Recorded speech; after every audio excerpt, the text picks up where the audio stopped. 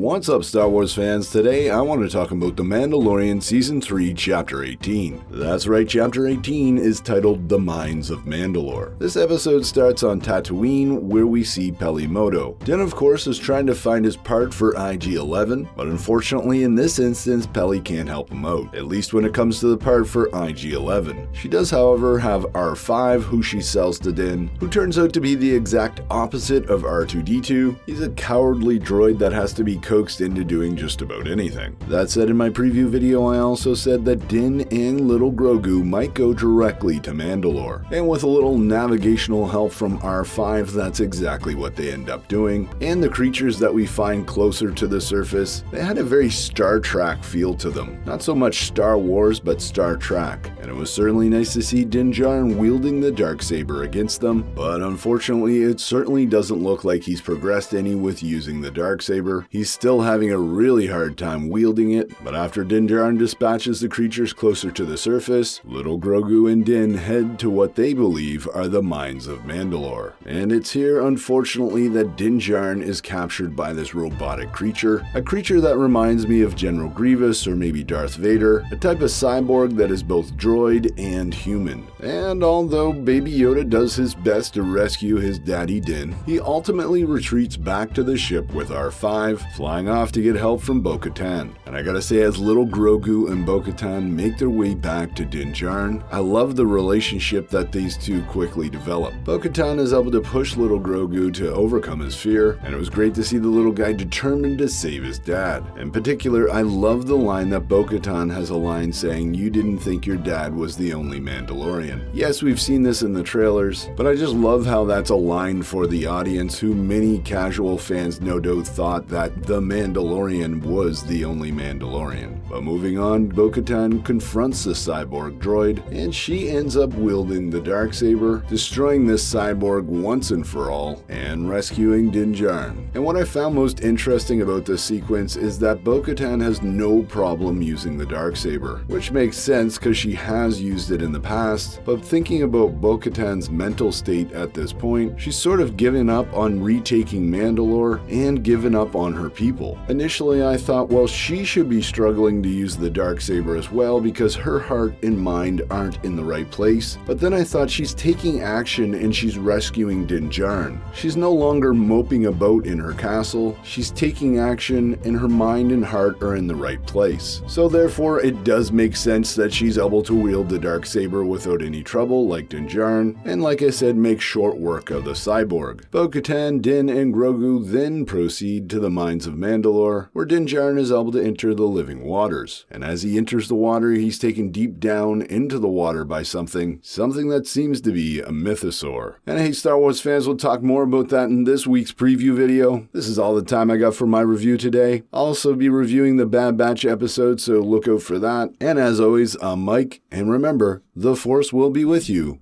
always.